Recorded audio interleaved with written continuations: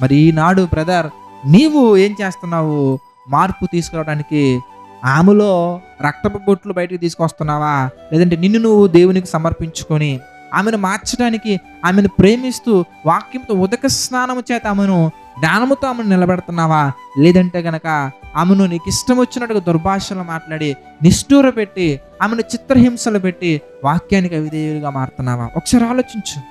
కనుక భర్తలుగా మనం ఏం చేయాలంటే వారిని ప్రేమించాలి. ఎంత ప్రేమించాలి బ్రదర్? నేను అవి చేస్తున్నా, నీవి చేసిన, ఎన్ని చేసినా మార్పు రావట్లేదు బ్రదర్ అంటే, ఒకానొకప్పుడు నీ జీవితం, నా జీవితం కూడా దేవుని యొక్క సన్నిధిలోకి రాకముందు అంతే ఉంది కదా. అప్పుడు దేవుడు ఎంత చేసినా మనం మారట్లేదని మన మీద ఆయన ఎలాంటి నిర్ణయాలు తీసుకున్నారు? తన సొంత కుమారుని ఈ భూమి మీదకి పంపించి నీలో మార్పు రావడానికి, నాలో మార్పు రావడానికి, మనలో మార్పు రావడానికి తన సొంత కుమారుని సిలువ మీద బలిగా అర్పించారు కదా. నీవు కూడా నీ భార్యను అంతగా ప్రేమించాలి.